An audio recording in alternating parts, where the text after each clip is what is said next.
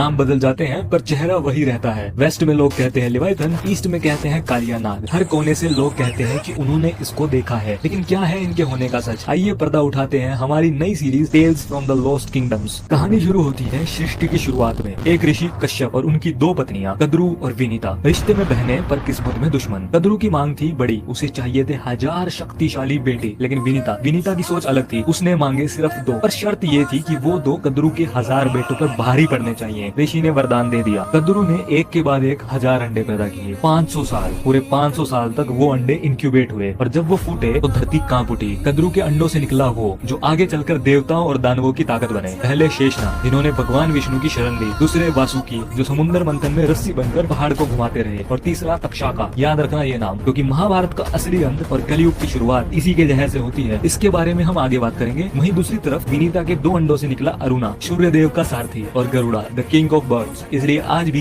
एक है mother of Nagas और दूसरी मदर ऑफ बर्ड्स। यहाँ तक सब कुछ ठीक था जब तक उच्च श्रावस नहीं आया। समुद्र मंथन से निकला वो डिवाइन व्हाइट हॉर्स और यहीं से शुरू हुआ धोखा। दोनों बहनों में शर्त लगी। विनीता ने कहा घोड़ा बिल्कुल सफेद है, कद्रू ने कहा कि घोड़े की पूंछ काली है। शर्त मौत से बदतर थी। जो हारेगा वो जिंदगी भर दूसरे का गुलाम बन के रहेगा। कद्रू जानती थी कि वो हार रही है। जीतने के लिए उसने अपने नाग पुत्रों को एक आदेश दिया, जाओ और घोड़े की पूंछ पर लिपट जाओ ताकि वो काली दिखे। माँ का आदेश था, पर कुछ बेटों का जमीर जाग गया। उन्होंने धोखा देने से मना कर दिया। बस यही वो गलती थी। कद्रू ने अपने ही बेटों को श्राप दे दिया, जाओ कलयुग में तुम्हारा सर्वनाश होगा। उन्हीं नागों में शामिल था तक्षाका, जिसके अंदर बदले की आग थी। आगे चलकर यही तक्षाका राजा परीक्षित को डसता है और बन जाता है किंग ऑफ स्नेक्स। और वहीं से जन्म लेती है एक नई प्रजाति, वो नाग जो रूप बदल सकते हैं, जिनका पुराणों में काम रूप कहा गया है। और आज की दुनिया उन्हें कहती है इच्छाधारी नाग। कैसे बने वो इच्छाधारी और क्या है तक्षाका का वो अधूरा बदला? कहानी अभी शुरू हुई है। सब्सक्राइब एंड शेयर, क्योंकि अगले पार्ट